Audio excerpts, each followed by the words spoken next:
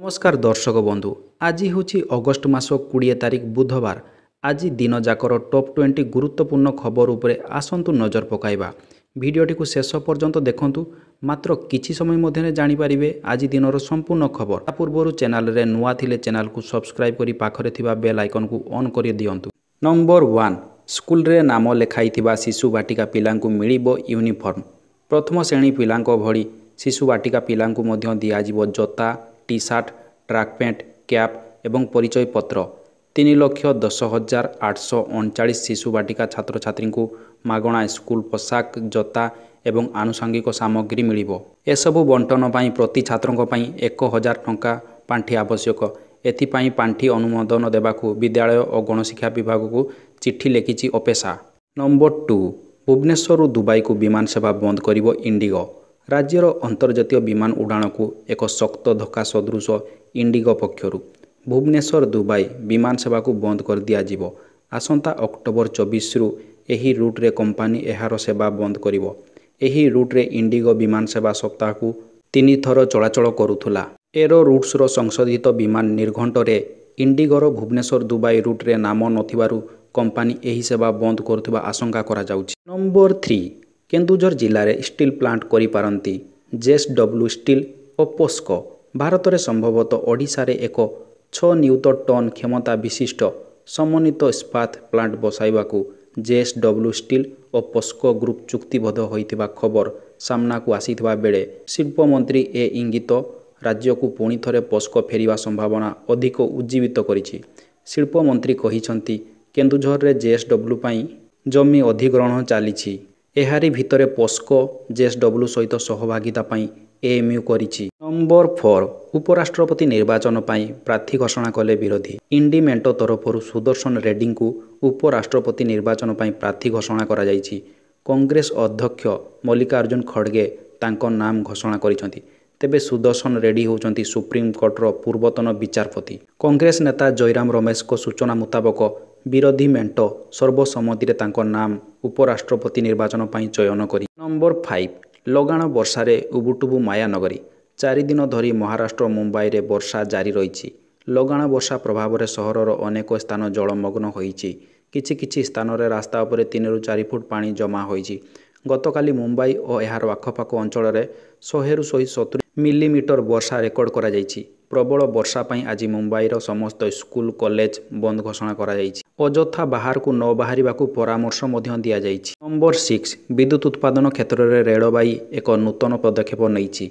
Rail station एवं train बगीर छात उपरे सौर पैनल लगाई विद्युत उत्पादन आरंभ करिबा परे एबे ट्रेन ट्रैक रु मध्य विद्युत उत्पादन करिबाकू प्रकल्प आरंभ करिछि Indian railway. Varanasi rail engine कारखाना विद्युत उत्पादन क्षेत्र में एही नूतन सफलता हासिल करिछि। एहा अधीन रे एबे रेल ट्रैक रु विद्युत उत्पादन करा जिवो। 7 हाथ मिलाइले भारत और चीन ट्रम्प को टारिफ मुकाबिला करिबे दुई देश। गलवान घाटी रे चीन भारत मुहांमुही हेबार 5 वर्ष परे एबे दुई देश एकाठी हेबाकू जाउछंती।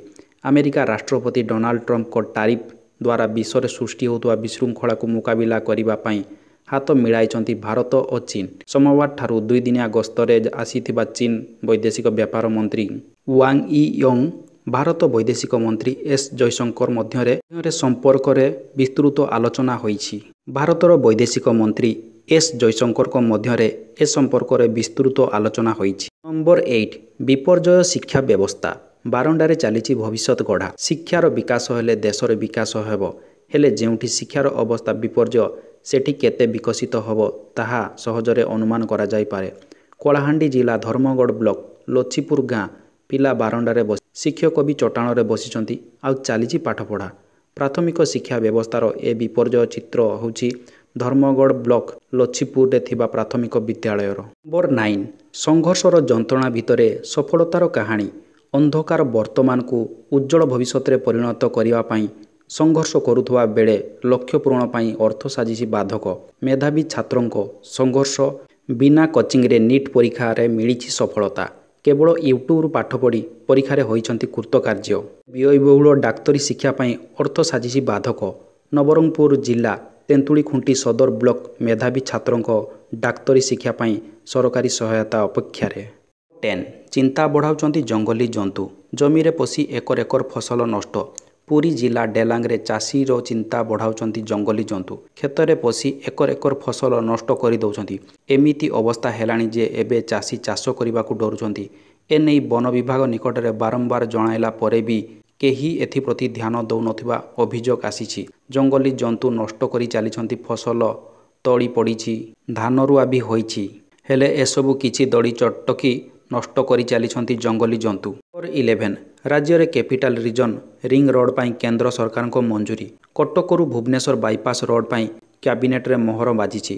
ମୋଟ 110 କିଲୋମିଟର ବାଇପାସ୍ ପାଇଁ ଖର୍ଚ୍ଚ ହେବ 8,307 କୋଟି ଟଙ୍କା। କଟକ ଭୁବନେଶ୍ୱରରେ ଭିଡ଼ କମାଇବା ପାଇଁ ନିର୍ମିତ ହେବ ଏହି ବାଇପାସ୍। ଏହି ବାଇପାସ୍ ତିନୋଟି ପ୍ରମୁଖ ଜାତୀୟ ରାଜପଥ ଯଥା NH-55, NH-57, NH-655 ଏବଂ ଗୋଟିଏ ରାଜ୍ୟ ରାଜପଥ NH-65 ଦେଇ ଆସିବ। ମୋଟ 6 ଲେନ୍ ବିଶିଷ୍ଟ ହେବ ଏହି ରିଙ୍ଗ ରୋଡ୍। ନମ୍ବର 12 ମୁଖ୍ୟମନ୍ତ୍ରୀ ଅଭିଯୋଗ ଶୁଣୁଛନ୍ତି, ହେଲେ ଲୋକଙ୍କ ଅଭିଯୋଗ ଶୁଣିବାକୁ ବାବୁଙ୍କର ଯେମିତି ନାହିଁ ଆନ୍ତରିକତା। ଦକ୍ଷିଣାଞ୍ଚଳ RDC ଜିଲ୍ଲାପାଳକୁ ଚିଠି ଲେଖି ଏନେଇ ତାଗିଦ କରିଛନ୍ତି। ମାସ ମାସ ଧରି ଅଭିଯୋଗ ପଡ଼ି ରହିଥିବାରୁ ଉଦ୍ବେଗ ପ୍ରକାଶ କରିଛନ୍ତି ରାଜସ୍ୱ ଆୟୁକ୍ତ। ଲୋକଙ୍କ ଅଭିଯୋଗର ହେବ ଶୁଣାଣି ଓ ଚୁଟକିରେ ହେବ ସମସ୍ୟାର ସମାଧାନ। ନୂଆ ସରକାରଙ୍କ ପକ୍ଷରୁ ଏଭଳି ମିଳିଥିଲା ପ୍ରତିଶ୍ରୁତି। ନିଜେ ମୁଖ୍ୟମନ୍ତ୍ରୀ ଘଣ୍ଟା ଘଣ୍ଟା ଧରି ରାଜଧାନୀର ଅଭିଯୋଗ ଶୁଣୁଛନ୍ତି, ହେଲେ ରାଜଧାନୀରୁ ଜିଲ୍ଲା ସ୍ତରକୁ ଯାଉଥିବା ଅଭିଯୋଗ ଫାଇଲ ଭିତରେ ନାଲି ଫିତା ତଳେ ଯେମିତି ଚାପି ହୋଇ ରହିଯାଉଛି। ନମ୍ବର 13 ରାଜ୍ୟସଭାରେ ଭାରତୀୟ ବନ୍ଦର ବିଲ୍ 2025 ପାରିତ ହୋଇଛି। ଏହା ଦ୍ୱାରା ଏକ ଶତାବ୍ଦୀରୁ ଅଧିକ ବର୍ଷର ଔପନିବେଶିକ ଯୁଗର 1908 ମସିହାର ଭାରତୀୟ ବନ୍ଦର ଆଇନ ଅନ୍ତ ଘଟିବାକୁ ଯାଉଛି। ଲୋକସଭା ଦ୍ୱାରା ପୂର୍ବରୁ ପାରିତ ହୋଇଥିବା ବେଳେ ଏବେ ରାଷ୍ଟ୍ରପତିଙ୍କ ଅନୁମୋଦନ ଅପେକ୍ଷାରେ ରହିଛି। ଏହି ନୂତନ ଆଇନ ଭାରତର ସାମୁଦ୍ରିକ କ୍ଷେତ୍ରକୁ ଆଧୁନିକୀକରଣ କରି କେନ୍ଦ୍ର ରାଜ୍ୟର ସମନ୍ୱୟକୁ ବିକାଶ କରିବ। ଏହା ସହ ବନ୍ଦର ନେତୃତ୍ୱାଧୀନ ଅଭିବୃଦ୍ଧିକୁ ବିକଶିତ କରିବା ପାଇଁ ଏକ ନିବେଶକ ଅନୁକୂଳ ଢାଞ୍ଚା ସୃଷ୍ଟି କରିବାର ଆଶା ରହିଛି। 14 ଦୁର୍ନୀତିଖୋର ବାବୁଙ୍କ ଉପରେ ଭାରି ପଡ଼ୁଛି ଭିଜିଲାନ୍ସ। ବନ୍ଧା ହେଲେ ଜଳସେଚନ ବିଭାଗର ଅଧୀକ୍ଷଣ ଯନ୍ତ୍ରୀ। ସୋମବାର ଚଢ଼ାଉ, ମଙ୍ଗଳବାର ଗିରଫ। ବନ୍ଧା ହେଲେ ଅଧୀକ୍ଷଣ ଯନ୍ତ୍ରୀ ସୁରେନ୍ଦ୍ର ବେହେରା। ଆୟ ବହିର୍ଭୂତ ଠୁଳ ଅଭିଯୋଗରେ ଅନୁଗୁଳ ଜଳସେଚନ ବିଭାଗର ଅଧୀକ୍ଷଣ ଯନ୍ତ୍ରୀଙ୍କୁ ବାନ୍ଧିଛି ଭିଜିଲାନ୍ସ ଟିମ୍। ଆୟଠାରୁ ଅଧିକ ସମ୍ପତ୍ତି ଠୁଳ କରିବା ଅଭିଯୋଗ ଆସିବା ପରେ ସୋମବାର ଦୁର୍ନୀତି ନିବାରଣ ଟିମ୍ ଜଳସେଚନ ବିଭାଗର ଅଧୀକ୍ଷଣ ଯନ୍ତ୍ରୀଙ୍କ ନିକଟରେ ରେଡ୍ କରିଥିଲା ଏବଂ ରେଡ୍ ବେଳେ ଯନ୍ତ୍ରୀ ସୁରେନ୍ଦ୍ର ବେହେରାଙ୍କ ଠାରୁ 2.33 ଲକ୍ଷ ଟଙ୍କା ନଗଦ ମିଳିଥିଲା। ନମ୍ବର 15 ଏସିଆ କପ୍ ପାଇଁ ଟିମ୍ ଇଣ୍ଡିଆ ଘୋଷଣା। କମାଣ୍ଡ ସମ୍ଭାଳିବେ ସୂର୍ଯ୍ୟକୁମାର ଯାଦବ। ଏସିଆ କପ୍ 2025 ପାଇଁ ଟିମ୍ ଇଣ୍ଡିଆ ଘୋଷଣା। ଦଳରେ ମୋଟ 15 ଜଣ ଖେଳାଳିଙ୍କୁ ସାମିଲ କରାଯାଇଛି। ସୂର୍ଯ୍ୟକୁମାର ଯାଦବ ଅଧିନାୟକ ରହିବେ। ଶୁଭମ ଗିଲଙ୍କୁ ଉପ ଅଧିନାୟକ ଭାବେ ନିଯୁକ୍ତି କରାଯାଇଛି। ଯଶପ୍ରୀତ ବୁମରା ଏସିଆ କପ୍ର ଟିମ୍ ଇଣ୍ଡିଆର ମୁଖ୍ୟ ବୋଲର ଭାବେ ଭୂମିକା ନିର୍ବାହ କରିବେ। ଧଳା ବଲ୍ ଫର୍ମାଟରେ ନିରନ୍ତର ଚମତ୍କାର ପ୍ରଦର୍ଶନ କରୁଥିବା ଶ୍ରେୟସ ଆୟରଙ୍କୁ ଦଳରେ ସ୍ଥାନ ମିଳିନାହିଁ। ମହମ୍ମଦ ସିରାଜଙ୍କୁ ବାଦ୍ ଦିଆଯାଇଛି। ଏସିଆ କପ୍ ଦଳରେ ଅଧିକାଂଶ ମୁହଁ ଏପରି ଅଛନ୍ତି ଯାହାକୁ ଚୟନ କରାଯିବାର ଆଶା କରାଯାଉଥିଲା, ତଥାପି କିଛି ଖେଳାଳିଙ୍କୁ ମଧ୍ୟ ଦଳରୁ ବାହାର ରଖାଯାଇଛି। ନମ୍ବର 16 ଚୀନର ହଜିଯିବ ନିଦ, ପାକିସ୍ତାନ ଭୟରେ କମ୍ପିବ। ମ୍ୟାଚ୍ 5ର ଗର୍ଜନ ଭାରତକୁ କରିଦେବ ଅଜୟ। ଭାରତର ବାୟୁ ଶକ୍ତି ଆଗାମୀ 5 ବର୍ଷଗୁଡ଼ିକରେ ବିଶ୍ୱକୁ ଆଶ୍ଚର୍ଯ୍ୟ କରିପାରେ। ୟୁରୋପର ସବୁଠୁ ମହତ୍ୱାକାଂକ୍ଷୀ ପ୍ରତିରକ୍ଷା project SCAF future compact air system ଏବେ ଭାରତର ଦ୍ୱାରା ବିଦେଶରେ ପହଞ୍ଚି ସାରିଛି। ଫ୍ରାନ୍ସ, ଜର୍ମାନୀ ଓ ସ୍ପେନର ମିଳିତ ପ୍ରୟାସରେ ଏହି ଷଷ୍ଠ ପିଢ଼ିର ଯୁଦ୍ଧ ବିମାନର ସାମରିକ ସ୍ଥିତିକୁ ସମ୍ପୂର୍ଣ୍ଣ ରୂପେ ବଦଳାଇ ପାରେ। ଯଦି ଭାରତ ଏହି ପ୍ରୋଜେକ୍ଟରେ ସହଭାଗୀ ଦେଶ ରୂପେ ସାମିଲ ହୁଏ, ତ ଏହା ପାକିସ୍ତାନର ସହ ପୂରା କ୍ଷେତ୍ର ପାଇଁ ଏକ ବଡ଼ ରଣନୀତି ଚ୍ୟାଲେଞ୍ଜ ହୋଇପାରେ। ନମ୍ବର 17 ମୃତ ବ୍ୟକ୍ତିଙ୍କ ନାଁରେ ବିଲ୍ ବକେୟା ଥିଲେ ତାଙ୍କ ପର ପିଢ଼ିକୁ ରିହାତି ଦିଆଯାଇ ବିଦ୍ୟୁତ୍ ସଂଯୋଗ କରାଯିବ। ଶକ୍ତି ବିଭାଗର ଗୃହ କମିଟି ବୈଠକରେ ବିଦ୍ୟୁତ୍ ବିଲ୍ ଓ ସ୍ମାର୍ଟ ମିଟରକୁ ନେଇ ଉଦ୍ବେଗ। ତାପଜ ବିଦ୍ୟୁତ୍ ଅପେକ୍ଷା ଜଳ ବିଦ୍ୟୁତ୍, ସୌର ବିଦ୍ୟୁତ୍ ଏବଂ ପବନ ବିଦ୍ୟୁତ୍ ଉତ୍ପାଦନ ବୃଦ୍ଧି କରିବା ପାଇଁ ଶକ୍ତି ବିଭାଗକୁ ସୁପାରିଶ। ଅଧିକ ତାପଜ ବିଦ୍ୟୁତ୍ ଉତ୍ପାଦନ ଯୋଗୁଁ ପ୍ରଦୂଷଣ ବୃଦ୍ଧି ପାଉଥିବାରୁ ଗ୍ରୀନ୍ ଏନର୍ଜିକୁ ବୃଦ୍ଧି କରିବାକୁ କୁହାଯାଉଛି।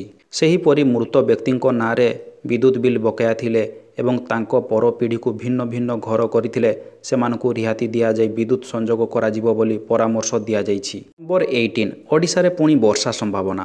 ପୁଣି ଲଘୁଚାପ ଯୋଗୁଁ 23ରୁ 25 ତାରିଖ ଯାଏଁ ଓଡ଼ିଶାରେ ପ୍ରବଳ ବର୍ଷା ହୋଇପାରେ। ଏହା ସହିତ ଚଳିତ ଅଗଷ୍ଟ ମାସ ଶେଷ ପର୍ଯ୍ୟନ୍ତ ଗୋଟିଏ ପରେ ଗୋଟିଏ ଲଘୁଚାପ କ୍ଷେତ୍ର ସୃଷ୍ଟି ହେବ ବୋଲି ସୂଚନା ଦେଇଛି। ମନସୁନ୍ ସମୟରେ ଜଳୀୟ ବାଷ୍ପ ଅଧିକ ରହୁଛି। ଏହାଦ୍ୱାରା ବାୟୁମଣ୍ଡଳ ଅସ୍ଥିର ହୋଇଯାଉଛି। ଭର୍ଟେକ୍ସ ଶକ୍ତିଶାଳୀ ହେଲେ ଲମ୍ବା ଓ ବଡ଼ ବର୍ଷା ହେବ। ବୁଧବାର ଆଡ଼କୁ ବର୍ଷାର ପରିମାଣ କମିବ ବୋଲି ସୂଚନା ଦେଇଛନ୍ତି ପାଣିପାଗ ବିଶେଷଜ୍ଞ। ଲଘୁଚାପ ଯୋଗୁଁ 23ରୁ 25 ତାରିଖ ଯାଏଁ ଓଡ଼ିଶାରେ ପ୍ରବଳ ବର୍ଷା ସମ୍ଭାବନା।